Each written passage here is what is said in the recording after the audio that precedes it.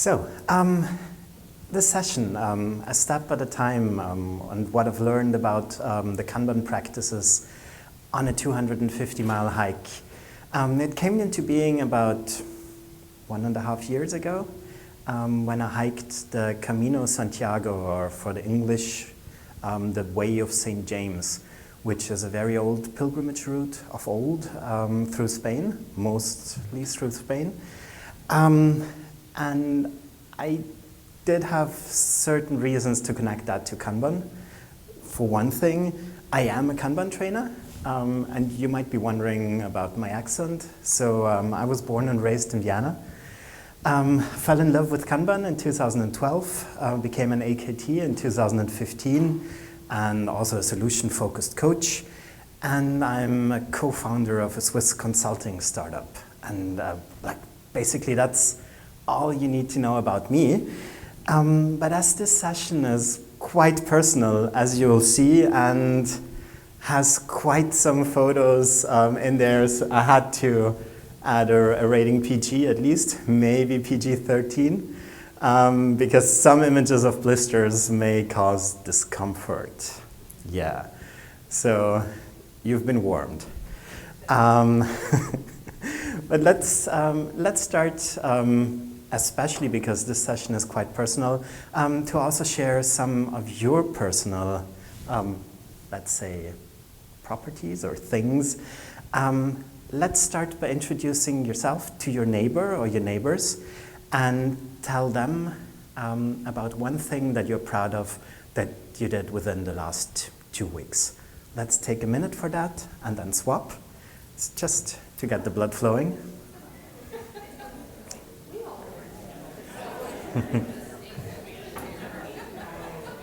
So what are you proud of?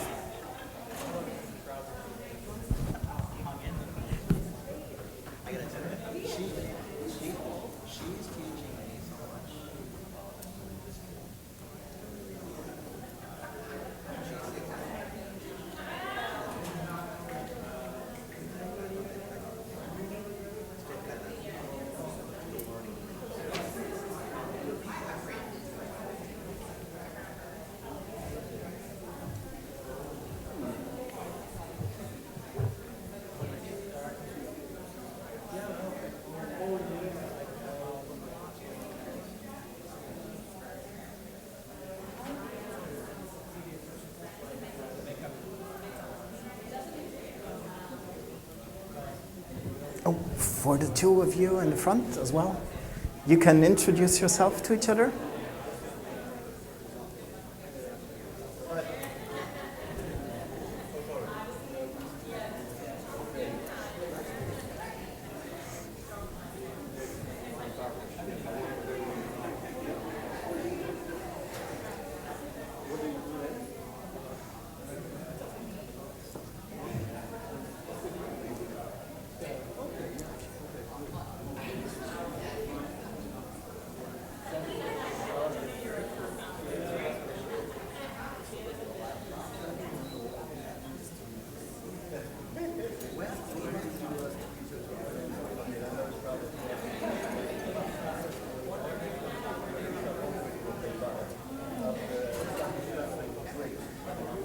And if you haven't swapped so far, then it's time to do that.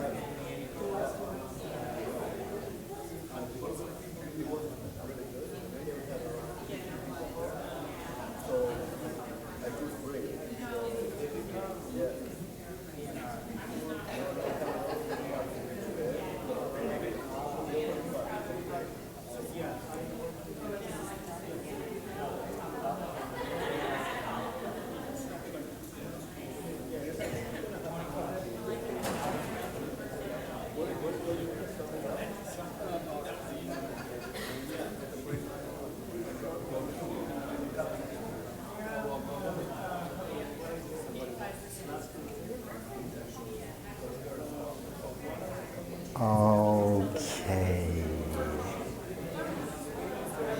Well, as soon as people start getting into it, they don't stop anymore. That's great. So, this actually this actually is a technique. Thank you. This actually is a technique by Nancy Klein called something true and positive.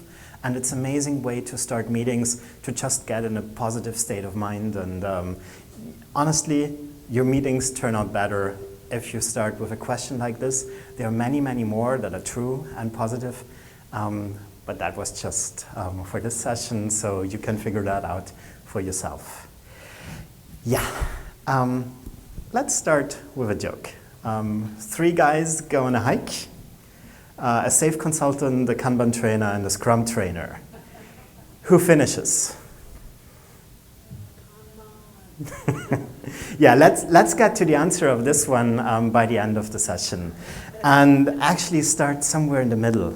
So, just for your imagination, think yourself into this forest, steep hill, climbing upwards, a backpack of about 30 pounds on your back, because you could not, leave some of the waste out.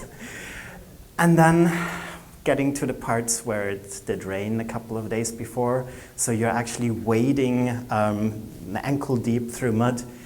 And that basically was my day in hell, especially when the sun was slowly starting to set. And I could see on my sat-nav that it was still like at least an hour away from where I wanted to end up. So yeah, wonderful photos like these, slippery, and you have all your stuff and you definitely do not want to fall. So yeah, that was my 4th day on the Camino Santiago, on the Way of St. James. And let's figure out why I wanted to do that in the first place, right? So the first and foremost question for you is like, why are you actually spending 1 hour with me?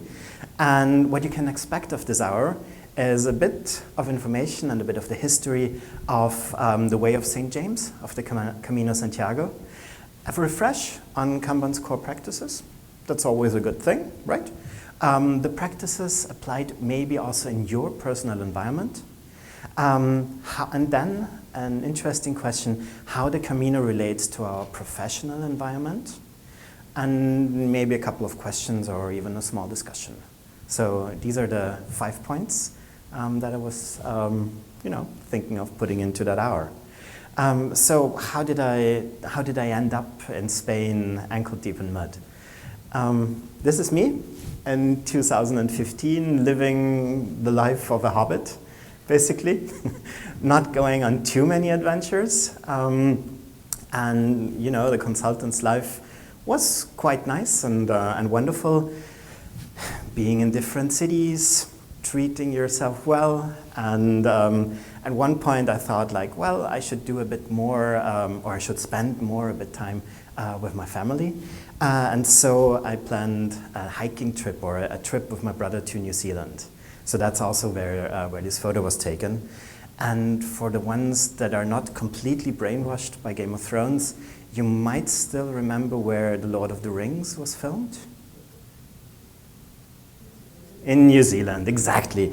So my brother and I decided that it would be a cool thing to actually hike Mount Doom.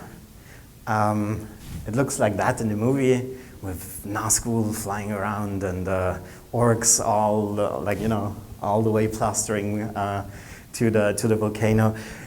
For real, it looks not as impressive, but still quite nice. So this is one of the most famous hikes in New Zealand. It is about 20 kilometers or 13 miles long. And it is a beautiful day trip. You store enough energy on the evening before, you eat, you bring a bit of stuff with you, and you just do it. And afterwards you feel fine, and it's cool, and it's really nice. And that was, after many years, the first time that I could really feel for my brother, who is a mountaineer and who writes climbing books and like the really cool stuff. And I thought like, yeah, I could see myself doing that. And then, you know how life sometimes turns out. A new client or another client, another city. And once again, you treat yourself well. And all of a sudden, your scale tells you, oh, it's wonderful to have more of you. Especially throughout 2016 and the beginning of 2017, I was getting a bit more worried that I should actually do a bit more for myself, for my body. And so I decided, well, it could be time to do something like New Zealand again. There were a couple of instances in Spain that were interesting to look into, to actually spend a bit more time taking a month off and not always treat yourself too well. So the first of them in Bilbao was when David actually asked people to join in together, especially the coaches and the trainers, and work on the Kanban maturity model. So it definitely wasn't finished at that time, but we came together and for 3 days discussed things that should be in there, moved some of the practices around, discussed the leadership model the very first time, and that was interesting and that was cool. So number one, by the beginning of October, Bilbao. Then, two friends of mine actually wanted also to do something like a minimal viable hike. They wanted to use 7 days to see if that is if that was a thing for them. So here you see the two. One of them looks a bit like a hobbit, and I had their dates. So they were in one part of Spain from the 8th to the 14th of October. Well, wonderful. And I was quite lucky. I got tickets for the Agile Coach Camp Barcelona, which happened by the end of October. There are lots and lots of Agile Coach Camps around Europe. So almost in every country you will find one of these. The one in Barcelona is especially amazing because you're basically on the beach and quite many sessions are in the sun and the warmth. And it's a very nice place to be. So if you ever want to attend a coach camp in Europe, the one in Barcelona might be one that's interesting to you. So I had these 3 opportunities to be in Spain, and I was thinking, well, should I actually fly to Bilbao and then fly back home and then fly to the coach camp and back home? Why don't I just stay in Spain for a week and do a longer hike and do something good for me? And was like, yeah, I got my own commitment. I allowed myself to do that. And so I started to get a bit more interested in that way of old and this way of St. James and the Camino Santiago. And all of a sudden, you start seeing that shell, which is usually the symbol for the Camino. The ways of old in Europe have been going through way more cities than just the Spanish ones. There are caminos through Germany, through Austria, France, even Norway. So old pilgrimage routes were a thing, and they are still not forgotten, especially in the last maybe 20 years. There are way more people than ever went on these hikes. So you start to be a bit more interested when you plan a route like that, and you also start to read up and find the maps of all these ways that people used to pilgrim, where they were pilgrims and basically went on a pilgrimage to get to Santiago de Compostela, which was one of the 3 major destinations. The second one was Rome, and the third one was Jerusalem. Santiago de Compostela had one speciality. It was especially for atonement. So most people that went on that route, they had done something that they weren't so proud of, and that's why they went there. So if you take a look at Spain, you can imagine that shell being a symbol of the routes or of the ways that actually lead to up here to Santiago Compostela.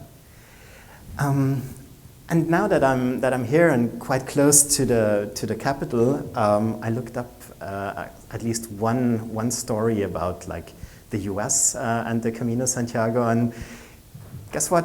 Do you know who these 2 gentlemen are?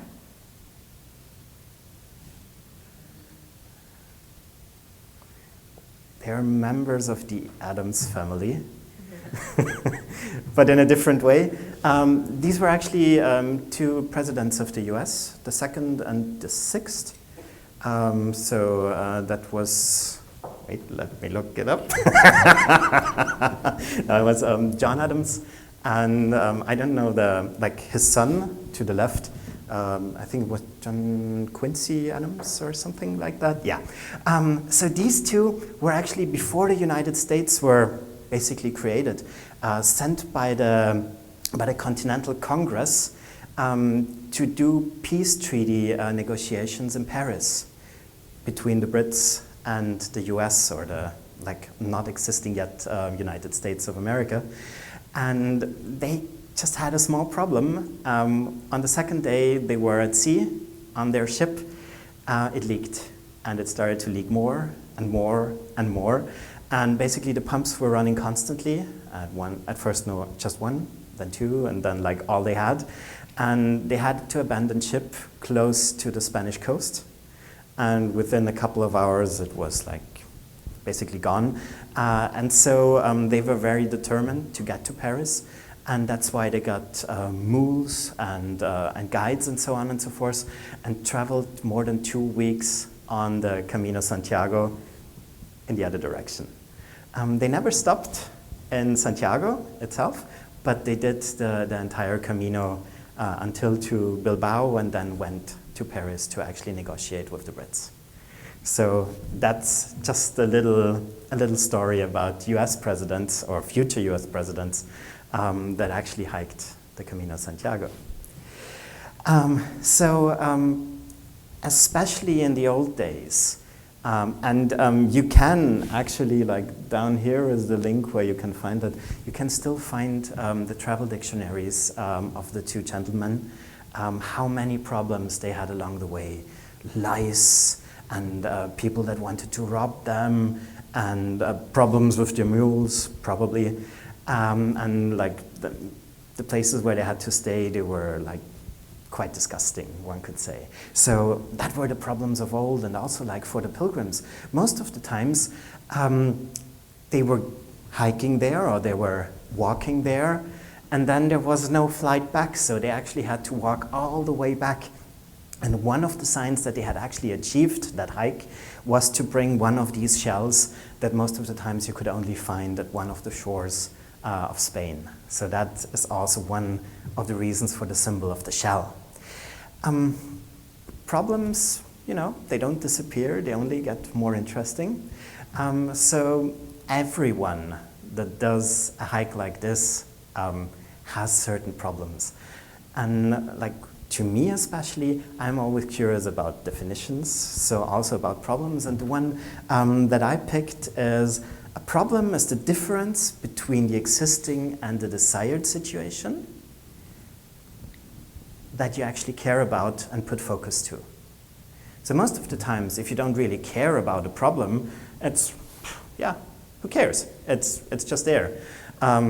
If you really put focus to a problem, then all of a sudden, all you see are the effects of that problem, and not really the solutions. And that's why it's very helpful to sometimes think how much energy we actually put, and how much focus we also give to certain problems, and question if that is the right amount of energy that we're actually using on them.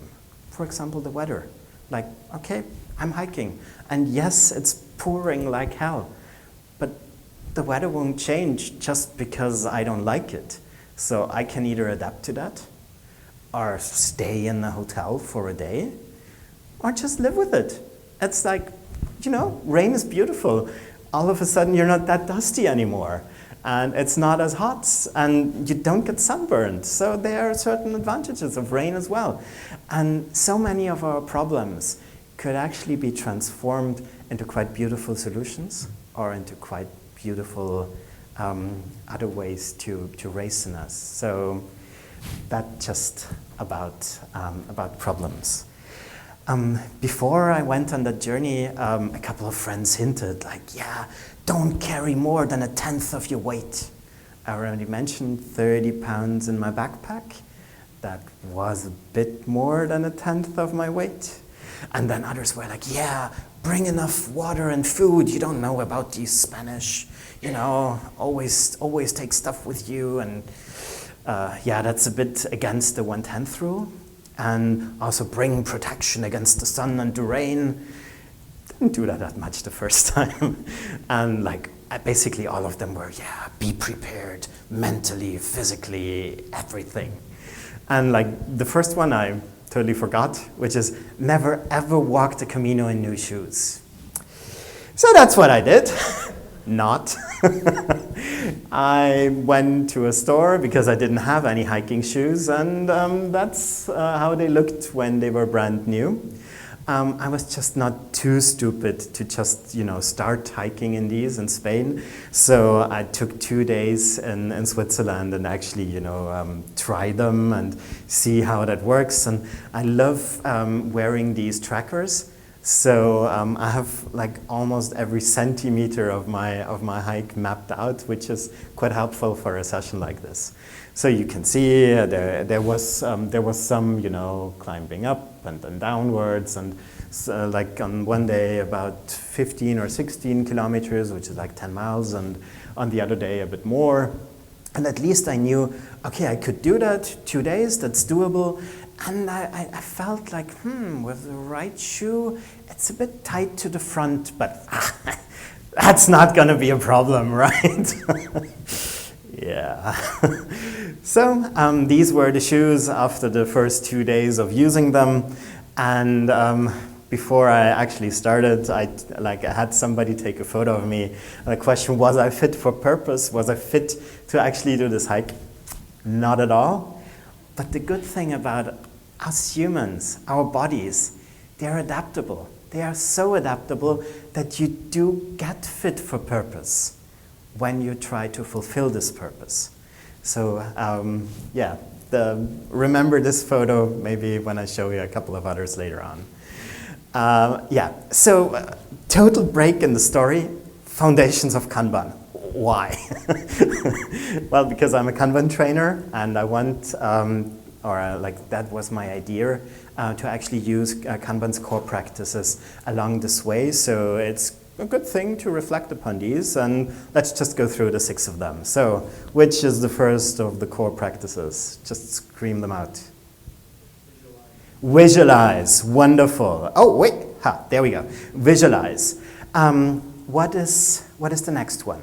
The second one, and to me the most important. Limit whip, exactly. So there we go. The third one, management of flow. We'll improve a bit about the speed. What's the fourth one? Make policies explicit. One can tell we're at a Kanban conference, right? So make policies explicit. The fifth one, and one that quite many people also ignore way too much, is to implement feedback loops, ways to get feedback, human feedback, and also super important, like feedback that we can get from data. And the last one is improve collaboratively and exactly, using the scientific method. I shortened that one because that sticky was just too small. So these 6 practices, if you take a look at them, if you take them out of their context of an organization or of organizational change and service delivery, you could basically use them for anything. They are very generic in that sense. And that's exactly what I did.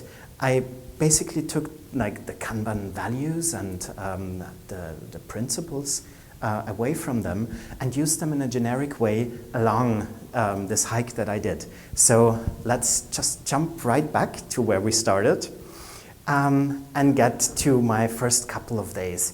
You can see here the way from Biarritz, which is up here somewhere, all the way for the very first 4 days to Saint-Jean-Pied-de-Port. Most Americans there called it SJPDP. And let's take a look what happened there. Because the thing was, these 2 friends that I was about to meet on the 5th day, one of them had done a Tough Mudder, and I thought like, oh wow, oh my goodness, goodness. And the other one is like super tall, so I thought like, oh my goodness, he would walk so fast and I would barely be able to keep up. And that's why I wanted to have a bit more training and did 4 days of a hike beforehand. Yeah, you know. So my first steps in these brand new shoes, you'd see how green they are. Really nice 25 kilometers, so that's about 16 miles, right? 17 miles, something like that. I felt well throughout the day. Things were fine. I had quite a nice metric found for myself because the amount of sugar I have in my system really affects me, probably more than other people. So I wanted to find some kind of metric to see if I should eat something or if I should rest a bit. And I thought that my pace would just be a perfect health metric in that sense. So that's what I did, and I had basically constant feedback how fast I was and if I should take a break. And you can see, for example, here, like I was getting slower and slower and slower. And you don't see that much in this graph, but you could actually feel it. And that's why I took a break. I ate something, and all of a sudden, like the sugar rush came in, and I was back to my normal speed. So that was very helpful, and it was a good thing that helped me. So if we think about the practices, what kind of a practice is that?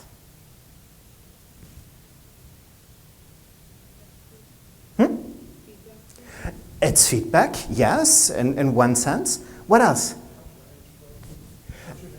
It helped me manage the flow, especially of my pace. Yeah? What else? And it's definitely a visualization.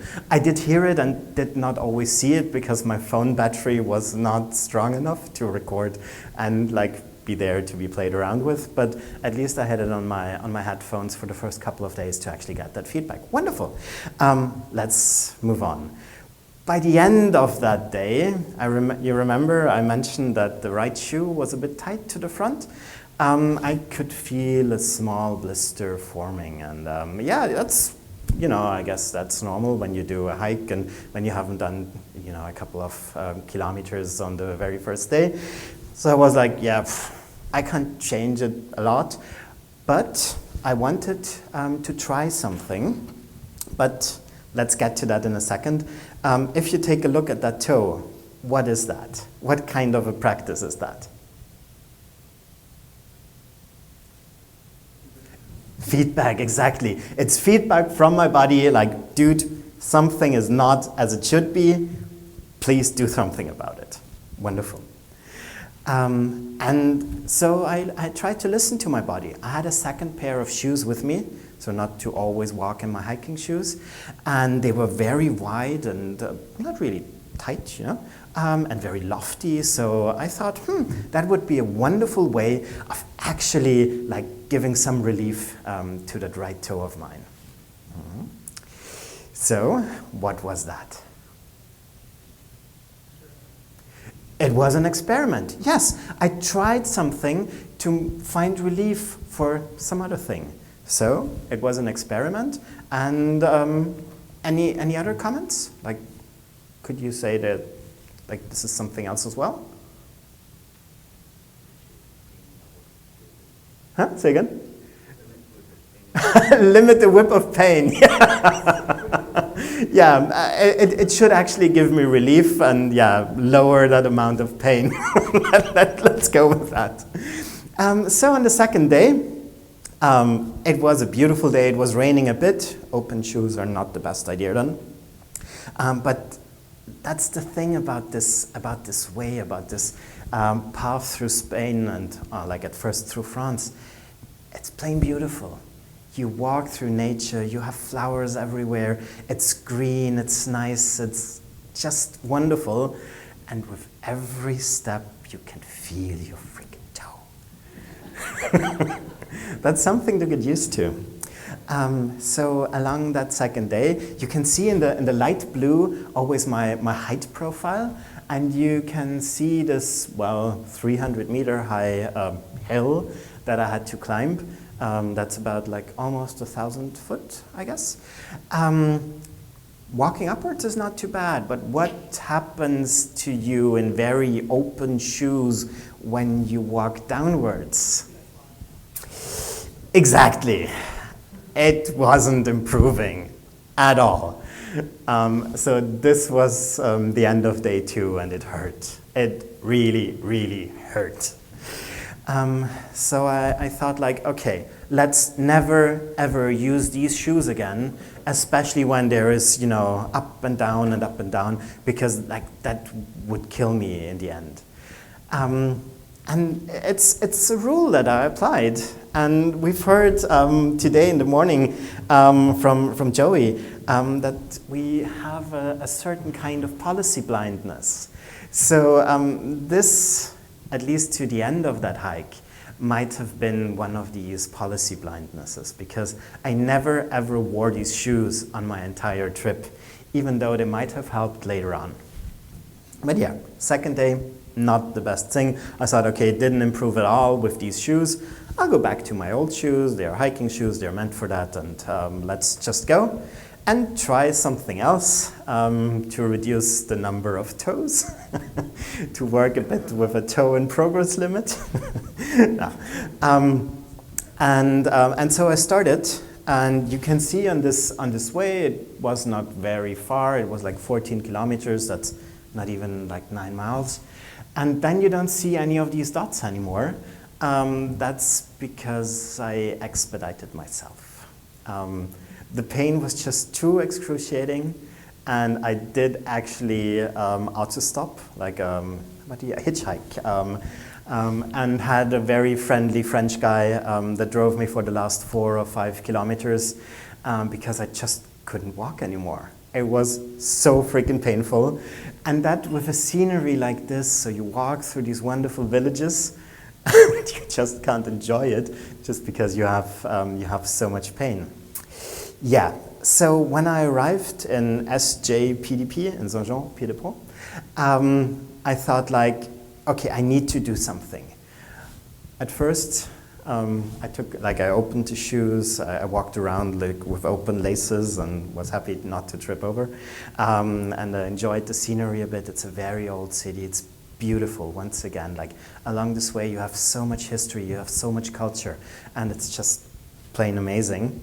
And then I also like started because this is usually the first day of most pilgrims, so I got a passport to be an actual pilgrim, and I got some information at the beginning of also like what are the height profiles like. So this would be the first day on the Camino, my 4th day, the one in hell.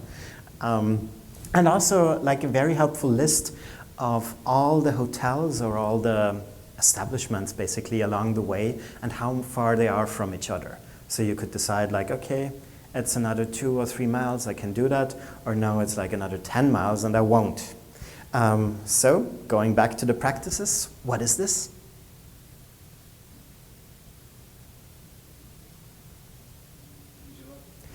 It's a visualization of the way.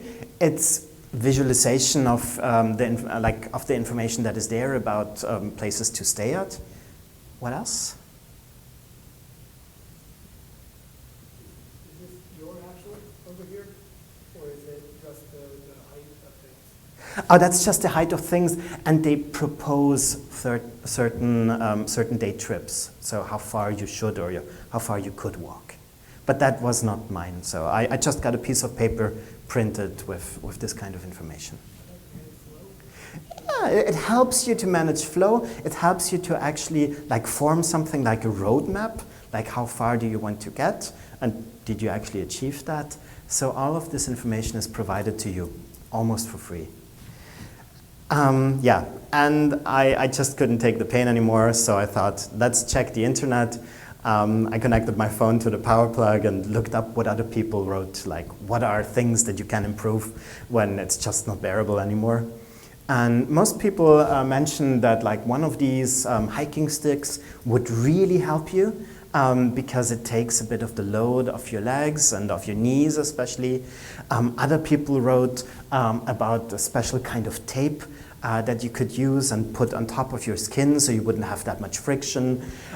Yet other people wrote that deer tallow, I actually looked up the English word. In German it's Hirschtalg, isn't that nice? So deer tallow is like the thing to use to actually like put lots and lots of fat cream on your legs or on your toes and so on, and thereby not have as much friction, but actually just rub along quite fine. I thought, well, you know, if one thing is good, why not use all three of them? So I applied the deer tallow, I used the tape, had to realize tape and fat don't work. Well, you only make a mistake like that once. And thought like, okay, that should hopefully help me. But I thought, well, what am I doing here actually? And what was I doing? Exactly. I experimented some more. The shoes didn't work, and you know, some companies say like, okay, well, we've tried this, it didn't work, so we stopped. If you stop experimenting, well, how should things turn any better? How should any improvement happen? So keep experimenting, and if one experiment doesn't work, try another one, and another one, and another one. And that's exactly what I did. And I had yet another idea, which definitely wasn't that one, but there were options. People actually do that. If you Google for like weird things people do on the Camino, you find lots and lots of photos. I did not use duct tape, I have to admit, but I had another idea. I thought, well, if I can't change my feet, maybe I can change the shoes. And so I found the Deo stick, and it was exactly as wide as it should be, and I just rammed it into the shoe to actually like bulge it out where my right toe was, and this one worked. It was amazing. So on the fourth day, I did not feel that pressure from from the left and the right, and so this was like the most helpful experiment. And after that, every day when the shoes had dried off, I put that stick in there and widened them even a bit more.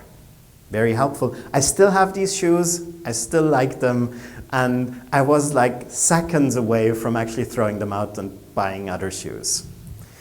Yeah. So once again, this was It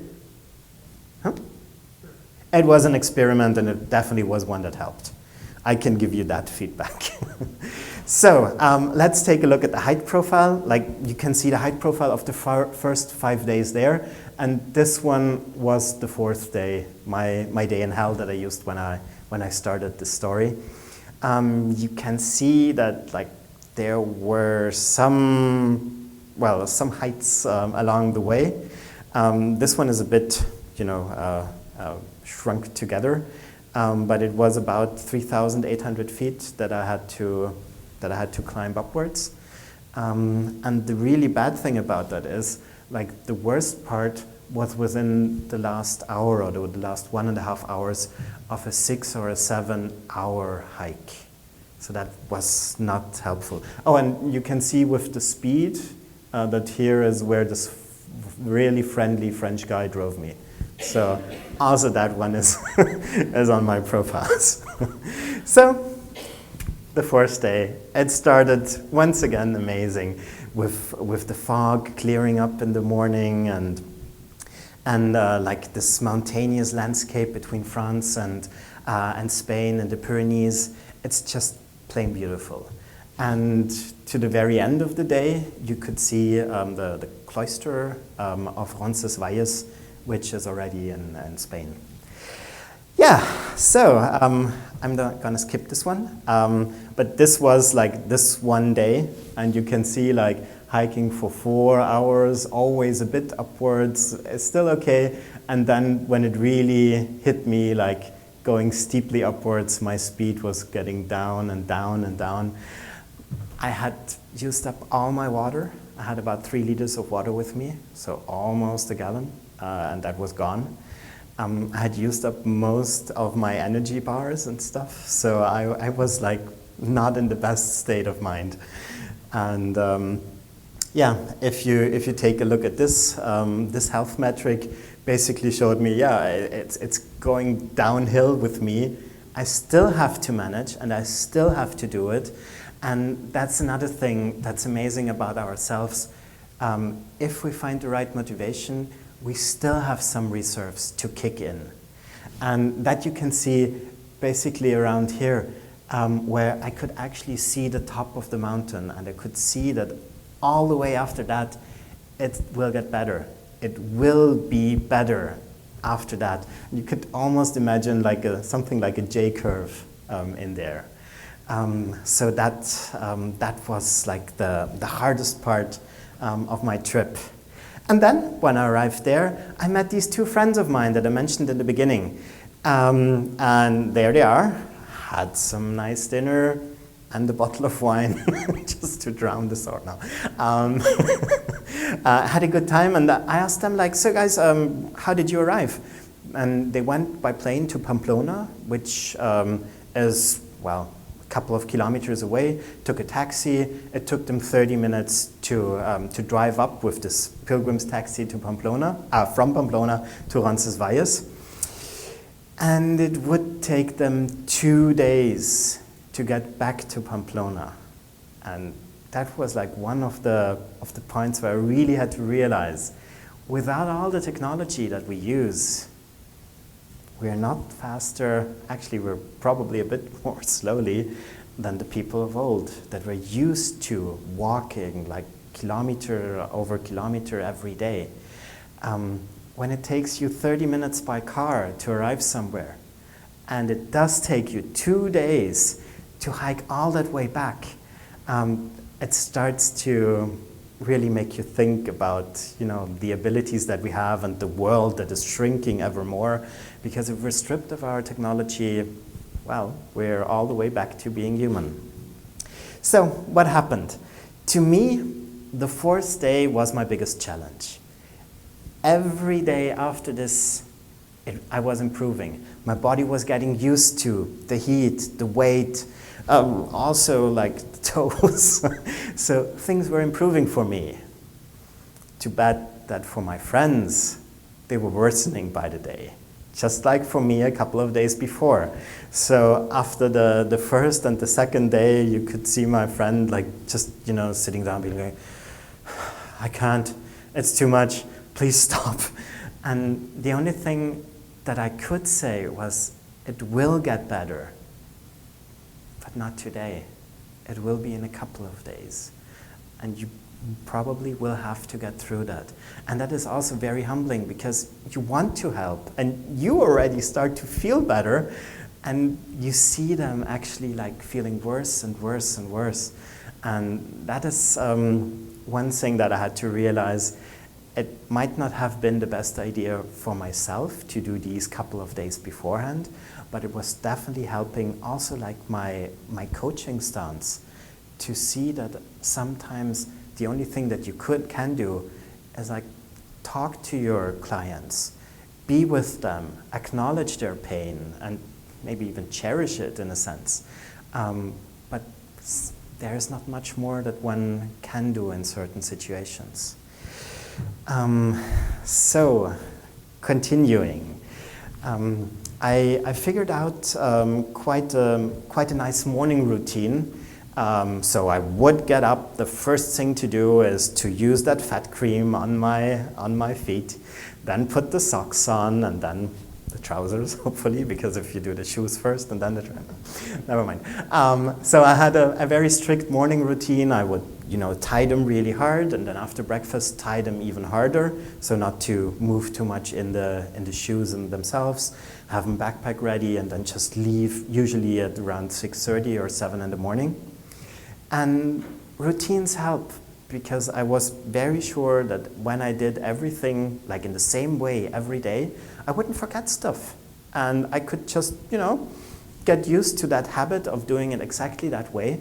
And once again, sometimes policy blindness kicks in there. Maybe I would not have had to use that fat cream all the way through. But I was so used to these rules, so I just, complied with them. So that definitely is one of the ways that I made my policies explicit in the way of, taking care of my morning. Here you can see one thing that quite many people that have done that way are very proud of. It's that passport that you get as a pilgrim with all the stamps that you can collect. In hotels and in bars, you do get these small stamps, and there are about 3,700 of these stamps that are different, and some are more beautiful than others. There are even websites that collect these stamps, and I was very proud to collect some of them because they meant like maybe a detour of a couple of kilometers just to get them. So if we think about a practice, what is that?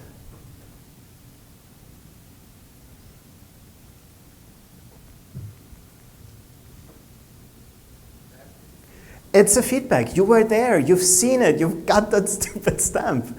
And it's also visualizing that score, basically. And quite many of us, and I'm not excluded from that, work very well on gamification and to actually collect stuff. So to me, that was like one of the things on my first trip that I really liked, to get this other stamp or this beautiful one or things like that. In the end, my way, at least from a height profile, looked like this. You can still see like that fourth day in hell, but you know, you get used to that, and you climb higher mountains and you get along just fine because you get used to the change and you get used to the environment that you're put into after a certain amount of time. And one thing that I had to realize about myself was that some things that I do that are very helpful to me in my professional life did not help at all. I am very used to having quite a strict plan, have my hotels, have my flights booked a couple of weeks beforehand, so things will just work. There, it was not necessary. I did not have to book like 2 days hotels in advance, just because I would not know how I felt on that day, how the weather would be on that day, if I wanted to continue or maybe stop a bit earlier. So some of the things or some of the sides of myself that are really helpful in my professional environment didn't help so much. I also had to get used to trusting the arrows that are there. Most of the times I just take a look at my phone, look at Google Maps and know like, okay, I'm exactly here. I'm exactly where I want to be. There, I had the problem with the battery of my phone. I wanted to track the route, and I wanted to, be sure to be on that way, and so I had to trust these arrows. Most of the times they're yellow, and you find them all over Spain if you cross one of these caminos. And to take breaks, to think about Slack, and to actually enjoy the view. Take your feet out of your shoes and just do a wonderful lunch break, because the food in Spain is amazing. Bringing food there is the dumbest thing you can do. And take a couple of more breaks. There is a fountain of wine for pilgrims where you have wine for free. It's like, in former times they used to have like unlimited amounts of wine. Nowadays it's just 200 liters, and most of the times they're gone within an hour or two in the morning. Because people just come with their flasks and they just take more wine than they should. But yeah, nobody is stopping them from doing that. And also to enjoy the weather, because you can't change it anyway. It's there and you can live with it, or you can't, but the weather won't change because of that. So it's much easier to go with that flow. And also, if you want, to make friends along the way. There are so many people that all have the same goal, and that's the best conversation starter that you could think of. It's like everybody that walks there has that goal of, getting on, getting along, and maybe finding some things about him or herself. So to make friends if you really want to, but also to enjoy the solitude at times. So if you're not doing a hike like this in like the main time of the year where everybody does it, you can have miles and miles in front of you where you just see no one, and where you can think things through and think about yourself and about all the miles that you have already hiked. So that is one of the pictures that I like the most. And actually there were like 10 people behind me. So I was actually keeping them from now. And like yet another thing to enjoy the food. Like Spain is amazing, Spanish food is amazing, and it would be a shame not to do that. So what I realized was that after the 6th or the 7th day, my body basically became something like a machine in the sense of you feed it, it will work. that was nice. So I fed it well. Like there are these pilgrims menus, like three courses for lunch, 3 courses for dinner, 2 breakfasts, and I still lost weight. It's like, it is an amazing workout, and basically the result of that is this photo, and I had to take it because I thought I will never ever look like this. Like, especially when you remember that fit for purpose photo from the start. So I was quite proud of myself. And so I asked a couple of friends, like, what do you think? Why did I do it? And some were like, well, to escape the stress of daily life. Yeah, probably a bit. And to feel your body again. Oh yes, I felt my body. And for personal growth, for the food, for the love of being outdoor, digital detox, not so much. Because you wanted to lose some weight. Well, also, that's also an interesting thing. Our friends know quite many sides of us quite well. We've heard about, like in the keynote, about the Johari window. And if we put all our friends together, they will probably know much more about ourselves than we actually do. So that's the thing that you can or could try. And the question that struck me, especially on the 4th day the most, is why the hell do people keep coming back? Like, why would you do that again and again and again? And there are very many people that do this hike every year. They go there on a yearly basis, take 3 or 4 weeks off, and do that hike. And I was baffled. Like, on my 4th day, I was like, they're crazy. I would never, ever, ever do that again.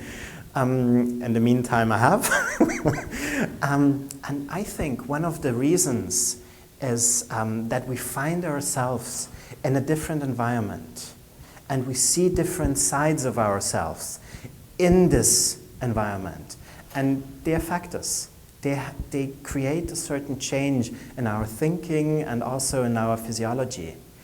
And when you come back, and I also had to realize that for myself, when you come back, you have these wonderful memories, and you feel a bit more positive, and you feel a bit closer to yourself in the sense of you know how you feel. And then after a couple of weeks, it's a bit like, you know, coming back from a conference. You hear all these amazing things that you could do, and when you come back, you have all these emails and these hundreds of people that want something from you, and slowly you start to forget or not to think about the things that you just heard or experienced.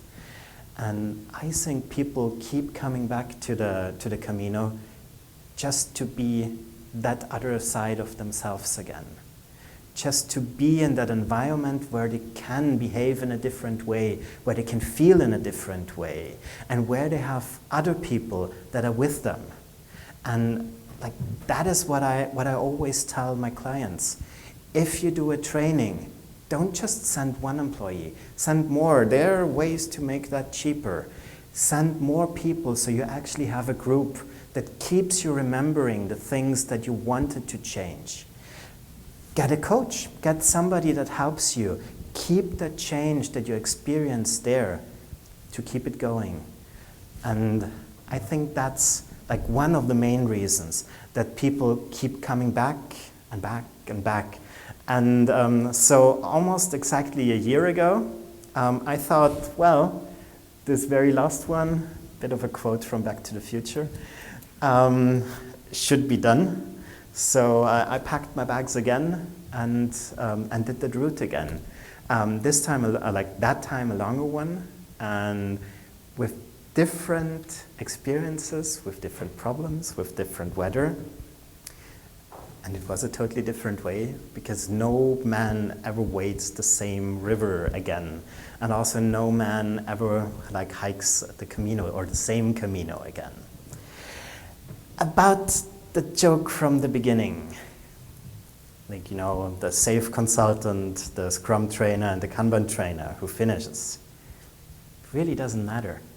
Everybody there is on his or her own way, and they go exactly as far as they want to and go exactly as far as they are supposed to in that sense. So to me, it was getting my 250 miles. To them, it was a different way, but that was totally upon them. And yeah, I guess with these words, I have finished the story.